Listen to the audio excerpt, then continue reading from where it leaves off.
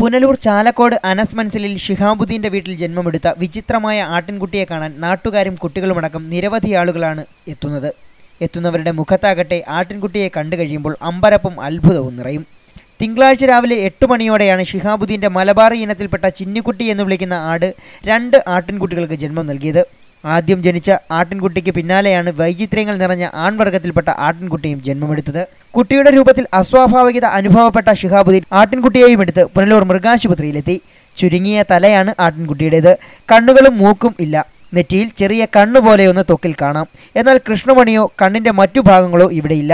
ജനിതക വൈകല്യമാണ് ഈ വൈചിത്ര്യത്തിന് കാരണമെന്നും വൈദ്യശാസ്ത്രത്തിൽ അപൂർവമായാണ് ഇങ്ങനെ കാണാറുള്ളതെന്നും പുനലൂർ മൃഗാശുപത്രിയിലെ ഡോക്ടർ ആർ സുനു അറിയിച്ചു.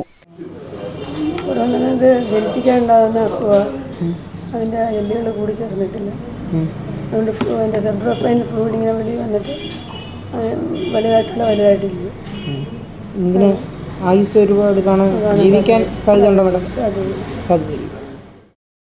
ആട്ടിൻകുട്ടിക്ക് വ്യത്യസ്തമായ തലയായതിനാൽ ശസ്ത്രക്രിയ നടത്തിയിട്ട് കാര്യമില്ലെന്നും ഇത്തരത്തിലുള്ള ആട്ടിൻകുട്ടികൾ അധികകാലം ജീവിച്ചിരിക്കാൻ സാധ്യതയില്ലെന്നും ഡോക്ടർ കൂട്ടിച്ചേർത്തു. എന്നാൽ കൂലിപ്പണിക്കാരനായ ഷിഹാബുദ്ദീൻ ആട്ടിൻകുട്ടിയുടെ ജീവൻ നിലനിൽക്കും വരെ സംരക്ഷിക്കുമെന്ന ഉറച്ച തീരുമാനത്തിലാണ്. ഫസ്റ്റിൽ വന്നത് പെൺകുട്ടിയായിരുന്നു, അതിന് പ്രശ്നമൊന്നുമില്ല. രണ്ടാമത് വന്നവനാണ് ആൺകുട്ടി. അപ്പോൾ എല്ലാം തുടച്ചിടയെ വന്നപ്പോഴത്തേക്ക് തല വൃത്തിയായി വന്നപ്പോൾ ഇതായിരുന്നു.